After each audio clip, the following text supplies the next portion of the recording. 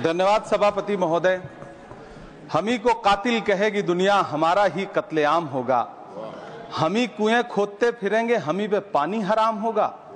सभापति महोदय, सन 1947 में दिल्ली की जामा मस्जिद की तारीखी सीढ़ियों पर खड़े होकर के भारत रत्न मौलाना अबुल कलाम आजाद साहब ने कहा था कि मुसलमानों कहां जा रहे हो, यह है तुम्हारा मुल्क, यहां तुम्हारे आबाओ अजदाद की कब्रें हैं।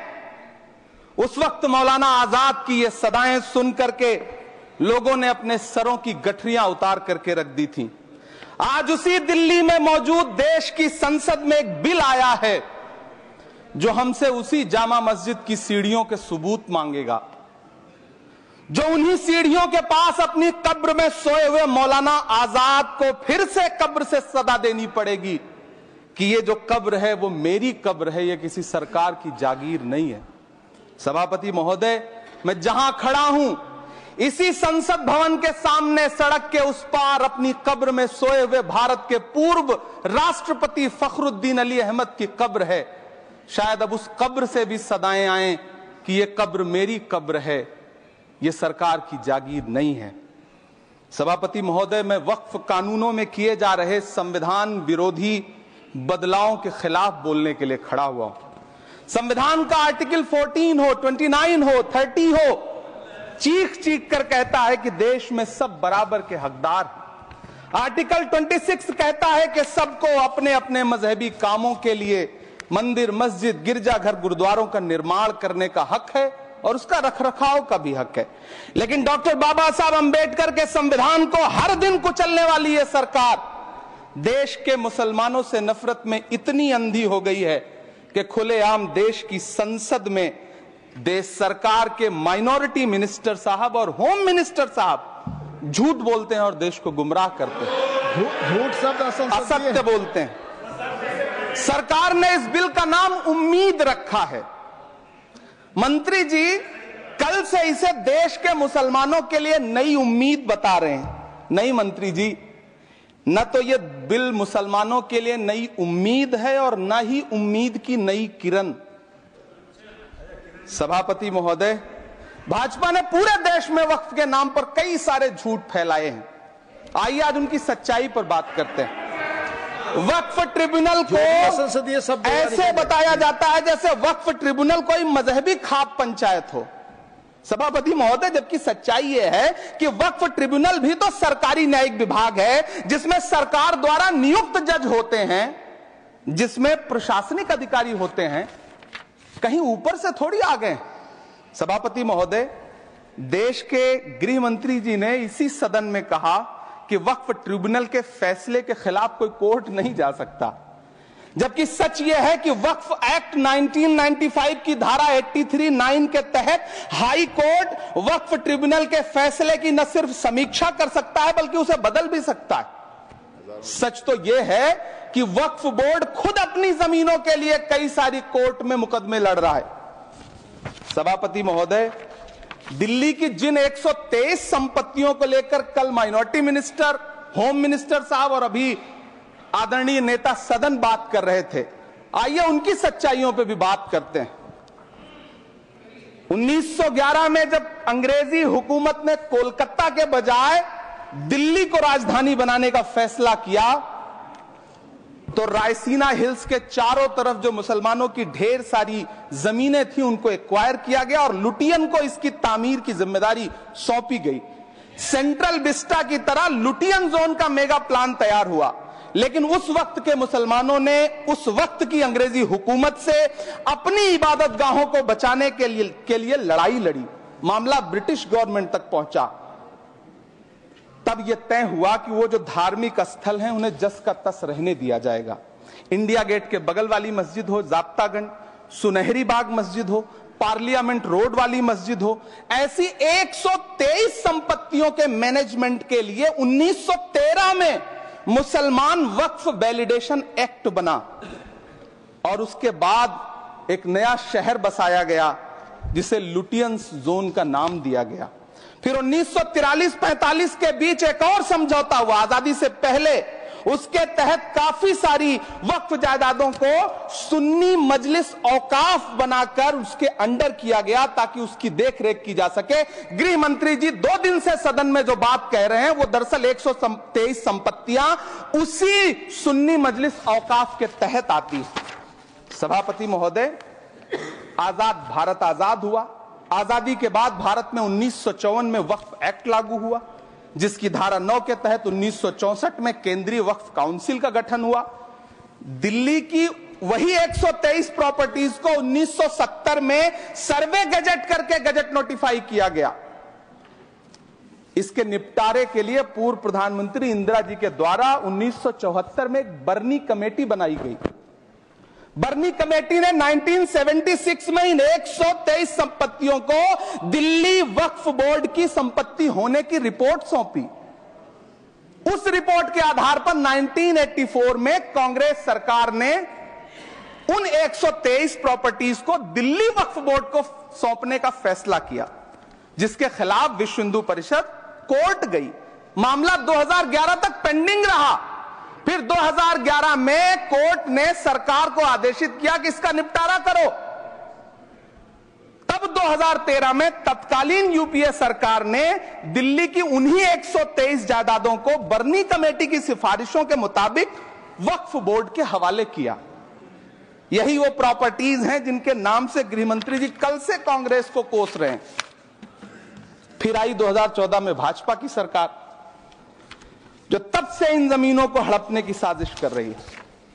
जिस बिल को मुसलमानों के हुकूक की हिफाजत करने वाला बिल बताया जा रहा है, उसी को पेश करने के लिए और उस पर बात करने के लिए लोकसभा में भाजपा सरकार के पास एक भी मुस्लिम सांसद नहीं है। जिस वक्त, मैं लोकसभा कह रहा हूं, सुना करिए, जिस वक्फ बिल को मुस्लिम महिलाओं को हक दिलाने वाला बताया जा रहा है, उसे संसद में पेश करने वाली पार्टी के पास न तो राज्यसभा में, न लोकसभा में, न देश की किसी विधानसभा में एक भी मुस्लिम महिला सदस्य नहीं। कल किरण रिजिजू जी कह रहे थे कि रेलवे की जमीनें देश की जमीनें हैं, डिफेंस की जमीनें देश की जमीनें हैं। हां मंत्री जी, हैं, बिल्कुल हैं।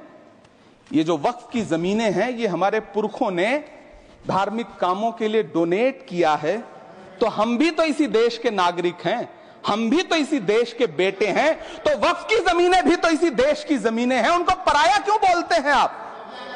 सभापति महोदय, अशफाकुल्लाह खान जब फैजाबाद की जेल में फांसी के फंदे पर झूल रहे थे, तो इसी देश की जमीन के लिए झूल रहे थे ना। सभापति महोदय, अंडमान की जेल में काला पानी की सजा काटकर अपनी जान देने वाले मौलाना फजले हक खैराबादी हो या शेर खान अफरीदी हो, वो भी तो इसी जमीन के लिए अपनी जान दे रहे थे ना। सभापति महोदय, पाकिस्तान के खिलाफ लड़ते हुए अपनी जान देने वाले महावीर चक्र विजेता ब्रिगेडियर उस्मान हो या पाकिस्तान के पैटर्न टैंक उड़ाने वाला परमवीर चक्र विजेता वीर अब्दुल हमीद हो, वो भी तो इसी जमीन के लिए अपनी जान दे रहा था ना।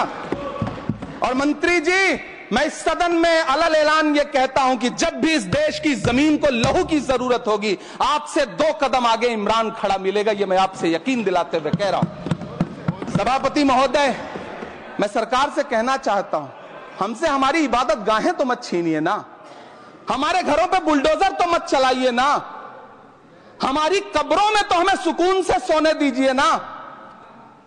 सभापति महोदय, माइनॉरिटी मिनिस्ट्री का बजट कट करके, मुस्लिम बच्चों की स्कॉलरशिप बंद करके अब सरकार कह रही है कि हम वक्फ की आमदनी से गरीब मुसलमानों का भला करेंगे। गुजरात की बेटी बिल्किस के बलात्कारियों की रिहाई के बाद उन्हें माला पहनाने वाली लोगों के नेता ये कह रहे हैं कि यह बिल मुस्लिम महिलाओं को उनका हक दिलाएगा। धन्यवाद मोदी जी, क्या बढ़िया सौगातें मोदी दे रहे हैं आप। पहले हमें गुजराते मोदी दिया, आप सौगाते मोदी दे रहे हैं। लेकिन यह सरकार इतना याद रखे कि इसी ठसक के साथ देश की संसद में सीए का कानून भी लाया गया था और कहा गया था बड़े बड़े भाषण देकर के कि पड़ोसी देशों से हिंदू भाइयों को ला करके यहां नागरिकता दी जाएगी। लेकिन मैं आपके संज्ञान में लाता हूं सर कि पिछले इतने दिनों में इनसे नागरिकता लेने के लिए 2000 व्यक्ति भी नहीं आए, जबकि इसके उलट इन्हीं की सरकार में पिछले 10 साल में 15 लाख से ज्यादा भारतीयों ने भारत की नागरिकता छोड़ करके दूसरे देश में जाकर के बस गए। यह हुआ उस कानून का अंजाम।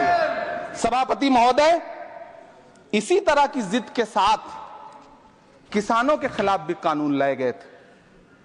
जिस तरह आज वक्फ के फायदे गिनाए जा रहे हैं, उसी तरह से किसानों को भी कृषि कानूनों के फायदे गिनाए गए थे। लेकिन अंजाम क्या हुआ? 700 किसानों की शहादत लेने के बाद सरकार को अन्नदाता किसानों के सामने घुटने टेकने पड़े और कृषि कानून वापस लेने पड़े। जिल्ले इलाही, जमहूरियत जो है वो नफरत और ठसक से नहीं चलती है, अकड़ से नहीं चलती है, उसमें सबकी हिस्सेदारी जरूरी है। कल देश के माइनॉरिटी मिनिस्टर ने लोकसभा में खड़े होकर एक शेर सुनाया था कि मुझसे कोई बदगुमान न हो, तो मैं उन्हें एक शेर सुनाना चाहता हूं कि मैं आज जद पे हूं तो इतना खुशगुमान न हो, मैं आज जद पे हूं तो इतना खुशगुमान न हो, चराग सबके बुझेंगे हवा किसी की नहीं। नीतीश कुमार जी हो, चंद्रबाबू नायडू जी हो, चिराग पासवान जी हो, जयंत चौधरी जी हो, देवे गौड़ा जी हो, जीतन राम मांझी जी हो, सबको समझना पड़ेगा कि जब जंगल में आग लगती है तो न वो बरगद बचते हैं जो हवा को आंधी में तब्दील करते हैं, न वो बांस बचते हैं जो आपसी रगड़ से चिंगारी पैदा करते हैं। सभापति महोदय, जब देश को मनमोहन सिंह साहब जैसा काबिल प्रधानमंत्री मिलता है तो देश को आरटीआई जैसा एक्ट मिलता है, सेज जैसा एक्ट मिलता है, मनरेगा जैसा एक्ट मिलता है, लिबरलाइजेशन मिलता है, राइट टू एजुकेशन मिलता है, नेशनल फूड सिक्योरिटी एक्ट मिलता है। लेकिन जब देश को सौगातें मोदी मिलती है तो क्या मिलता है? सीए मिलता है, फॉर्म्स लॉ मिलता है, आर्टिकल 370 मिलता है, इलेक्टोरल बॉन्ड जैसा एक्ट मिलता है और वक्फ अमेंडमेंट एक्ट जैसे बिल देश को मिलते हैं। मुझे तो अपने हमवतन भाइयों से पूछना है कि आपको अपने बच्चों की तरक्की, खुशहाली और नौकरी की दरकार है या फिर मुसलमानों की दान की गई जमीनों को लूट कर धन्ना सेठों को देने की साजिश करने वाले कानून की? सभापति महोदय, यह सरकार रात के 3 बजे तक पूरे देश को जगा करके संसद में अपने ही नागरिकों को नीचा दिखाने के लिए वक्फ बिल ला रही थी, तो उधर रात के 1:30 बजे अमेरिका हम पर 26% टैरिफ लगा रहा था। सरकार की प्राथमिकताएं देश को पता। सभापति महोदय, मैं बहुत भावुक हूं आज, और मुझे अच्छा लगा कि आदरणीय नेता सदन जगत प्रकाश नड्डा जी ने बहुत अच्छी बातें भी की, मन से बातें की। क्योंकि उनके नाम में प्रकाश जुड़ा है तो मैं उनमें हमेशा एक रोशनी की किरण देखता हूं। मैं उनके सामने बहुत अदब से ये बात कहना चाहता हूं कि चरागों के सफर में दबदबा हो आंधियों का तो फिर अंजाम जुल्मत के सिवा कुछ भी नहीं होगा। ये दुनिया नफरतों के आखिरी स्टेज पर है, इलाज इसका मोहब्बत के सिवा कुछ भी नहीं होगा। मैं भावुक हूं, मेरी पलकें गीली हैं। अगर देश की एक बहुत बड़ी आबादी को लगता है कि आप उसका भला करने के लिए नहीं बल्कि उनकी इबादतगाहों, उनकी कब्रिस्तानों, उनकी खानकाहों को बर्बाद करने का बिल ला रहे हैं, तो फिर आप अगर समझाने में नाकामयाब रहे हैं तो यह आपकी नाकामयाबी है। पहले समझाइए, उसके बाद कोई बिल लेकर के आइए, तब शायद हम आपका इतनी पुरजोर तरीके से विरोध ना करें।